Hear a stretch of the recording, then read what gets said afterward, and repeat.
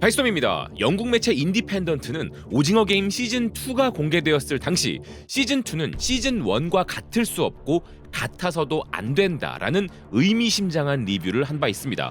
그런데 실제로 외신들이 오징어 게임 시즌1을 능가하는 시즌2만의 뛰어난 작품성을 주목하면서 그 말은 실제로 증명되고 있는데요. 그래서 오랜 공백 기간으로 인해 화제성이 떨어져 시즌2는 시즌1과 같은 성적은 못 낼 것이라던 전망부터 깨지고 있는 상황입니다. 미국 매체 버라이어티에 따르면 이번 시즌2는 수요일 기준 또 다른 이정표를 경신했다고 하는데요. 이번 시즌은 11일 만에 1억 2,620만 뷰를 기록했는데 이는 같은 기간 동안 다른 넷플릭스의 그 어떤 프로그램보다 더 높은 수치이며 시즌1은 91일 만에 2억 6,520만 뷰를 기록했으나 시즌2는 남은 80일 안에 시즌1의 경이적 기록을 넘어설 것으로 전망된다는 것입니다. 현재까지는 시즌1의 누적 기록에 뒤처져 있지만 앞으로 80일 안에 이 순위는 뒤집어질 수도 있다는 것인데요. 세계 최고의 드라마인 오징어 게임 시즌1과 비교 대상이 될 수밖에 없는 피할 수 없는 숙명을 가진 시즌2였지만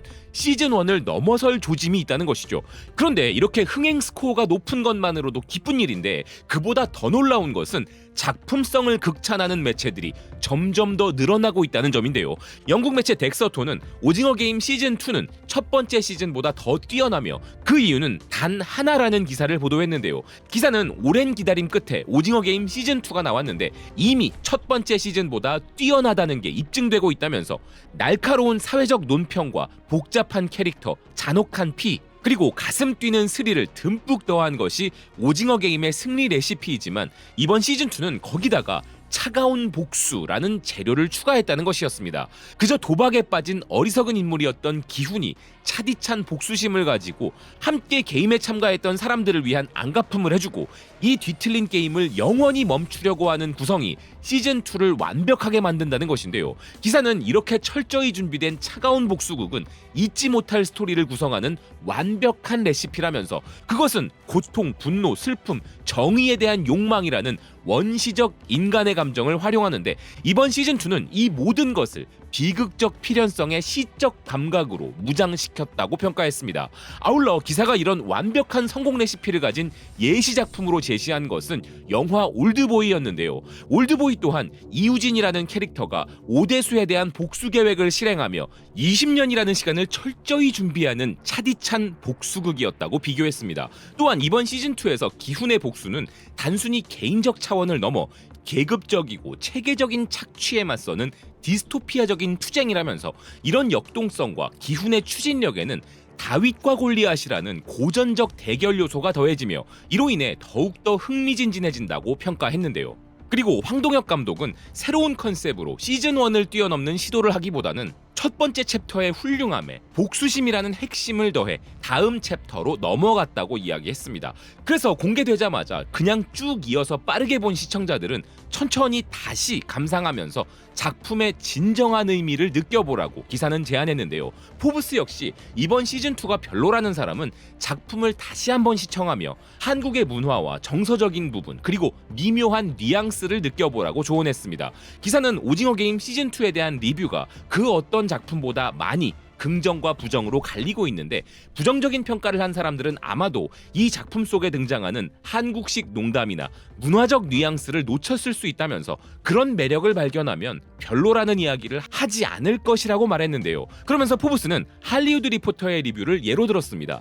첫 시즌은 비참함에 너무 깊이 빠지지 않게 재미와 재치가 있었는데 이번 시즌에는 그게 부족했다라는 것이 할리우드 리포터의 리뷰였다는 포브스는 이것은 한국적인 정서를 이해하지 못해서 그런 것이라고 변호했는데요. 특히 5인 육각 경기에서 흘러나온 신해철의 그대에게는 한국에서 응원곡으로 자주 쓰이는 곡으로 분위기를 고조시켰는데 이런 희망찬 곡이 이런 치명적 상황에서 연주된 것 자체가 유쾌하면서도 어두운 아이러니를 표현한 것인데 이것은 한국적 문화 배경 지식이 없으면 이해하기 어려운 것이라고 지적한 포브스였습니다. 그 외에도 유머러스한 대사들과 한국 문화적인 언급들이 가득했지만 그저 영어 자막만으로는 포착하기 힘든 부분이 있었다는 것인데요. 예를 들어 공기놀이 장면에서의 영어 자막을 보면 용식은 엄마에게 공깃돌이 아빠가 바람 피웠던 여자의 얼굴이라고 상상해보라고 이야기하지만 원래 대사는 그 공깃돌이 아버지가 그때 바람 피운 여자 머리끄덩이라고 생각해 였다면서 이 대사를 들은 한국인들은 즉각 멜로드라마에 등장하는 고전적이고 코믹한 머리카락 잡아당기기 장면을 떠올렸을 것이지만 영어 자막은 그런 장면을 연상시키지 않았다고 지적했습니다. 이런 부분만 봐도 황동혁 감독이 한국과 해외 관객들을 모두 만족시키기 위해 느꼈을 엄청난 압박감을 상상할 수 없다면서 시즌2는 시즌1으로 인한 기대감에 눌려 과소평가를 받고 있다고 포브스는 평가했는데요. 그런 것들 외에도 이번 시즌2는 다시 볼 때마다 놓친 부분들이 많다는 것을 계속 깨닫게 될 것이라는 기사는, 특히나 이 작품을 처음에 더빙으로 보았다면 자막을 켜고 한국어를 들어보길 바라며, 그러면 한국어를 이해하지 못하더라도 더욱 뛰어난 연기력을 감상할 수 있다고 조언했습니다. 다시 한번 보고 나면 놓친 부분들, 곱씹어 볼 만한 부분들이 많다는 것, 현재 전 세계 매체들이 바로 이 부분에 점점 더 눈을 뜨고 있는 상황인데요. 넷플릭스 라이프도 시즌2가 시즌1보다 별로라는 이유 중에는 잔혹한 장면이 줄어들었다는 것도 있는데, 이번 시즌2에는 사회풍자가 많았다면서 단순히 살아남고 상금을 타기 위한 것이 아니라 집단의 광기와 비판적 요소들을 더 수준 있게 담았다고 평가했습니다. 또 다른 리뷰 매체 댄 오브 긱은 바로 이 집단적인 광기와 비판적 부분에 대해 이번 오게임 시즌2의 민주주의적 전환은 불편할 정도로 시기적절하다고 논평했는데요. 시즌1이 자본주의의 위험성을 다루었다면 시즌2는 민주주의에 대한 전세계적인 좌절을 탐구했다는 것이었습니다. 시즌1에서도 게임 중에 참가자들의 선택은 정말 중요한 부분을 차지했지만 이번 시즌에서는 훨씬 더 웅장한 방식으로 선택이라는 주제로 돌아갔으며, 이를 통해 자본주의에 대한 날카로운 비판은 자본주의와 민주주의가 교차하며 일어나는 착취에 대한 더 큰 탐구로 확장되었고, 서구 세계권 대부분이 선거를 치렀거나 선거를 치르고 있는 이 시점에 이번 시즌의 공개는 정말 시기적절했다는 것이었는데요. 뉴욕타임스 또한 오게임 시즌2는 민주주의에 대한 최고의 교훈을 안기는 작품이라 평가했습니다. 이탈리아 매체 인사이드 오버 역시도 오게임 시즌2는 단순히 최고의 드라마가 아니라 민주주의와 자본주의를 비판하고 사회적 갈등에 대한 불편한 부분을 정확히 지적하는 훌륭한 작품이라 이야기했는데요. 타임지도 마찬가지로 게임을 계속 진행할지 OX 투표를 하는 장면을 언급하면서 오게임 시즌2가 던진 다수결에 대한 논쟁과 투표 결과가 가져오는 엄청난 영향에 대해 주목했습니다. 미국 엔터테인먼트 매체 스크린랜트는 OX 투표에 대해 이것이 현재 전 세계적으로 일어나고 있는 다양한 갈등 상황을 적나라하게 묘사했다고 이야기했는데요.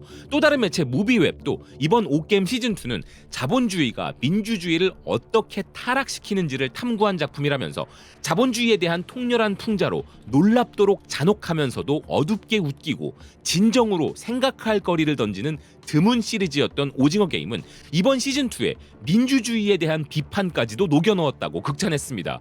그러면서 기사는 시즌2가 인간이 본질적으로 탐욕스럽고 자기의 적이라고 말한 것이 아니라고 이야기했는데요.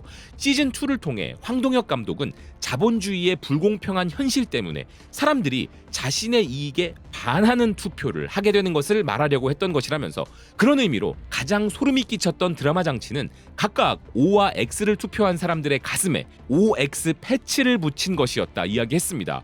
이 패치로 인해 수많은 폭력 상황과 집단 간의 갈등이 잘 드러나게 되었다는 기사는, 그것 때문에 서로 적대하는 관계의 사람들은 쉽게 서로를 비방하게 되었다는 것인데요. 그 패치는 사람들로 하여금 권력자들이 아닌 서로에게 분노를 돌리게 만드는 아주 손쉬운 장치였다는 것입니다. 즉, 권력자들은 자신들에게 대항하거나 저항하려는 사람들이 나타나면 사람들이 서로에게 칼을 겨누게 만들어 피해 나가는 것을 풍자했다는 것이죠. 그래서 이것은 실제로 현실 세계에서 벌어지는 일이기에 이런 슬픈 현실을 너무나 멋지게 표현한 훌륭한 연출이었다는 것입니다. 이런 부분을 두고 미국 시사매체 자코비는 오게임 시즌2는 자본주의와 민주주의 그리고 선거에 대해 세상에서 가장 완벽한 비유를 보여주는 드라마라고 극찬하였는데요.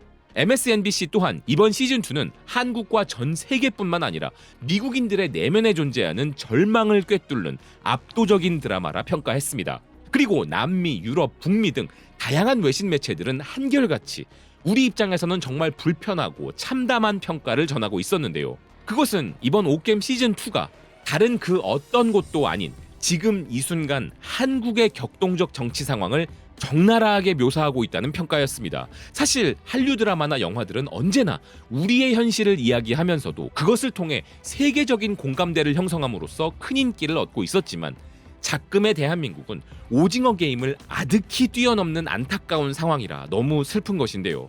황동혁 감독 역시 이런 전 세계적 갈등에 대해 메시지를 전하려는 작품이었다고 말했지만 다른 어떤 곳보다 모국의 정치 상황이 그런 갈등의 정점에 서 있게 된 것입니다. 오징어 게임보다 더 오징어 게임 같은 참혹한 시대를 겪고 있는 대한민국. 그래서 여름에 공개된다는 오징어 게임 시즌 3의 엔딩은 그래도 희망은 있다라는 메시지로 끝났으면 좋겠습니다. 그리고 그런 엔딩처럼 우리 대한민국의 2025년 역시도 이 비극적 시기를 벗어나 희망찬 시대로 나아가길 진심으로 기도합니다. 시청해주셔서 고맙습니다. 또 뵙겠습니다.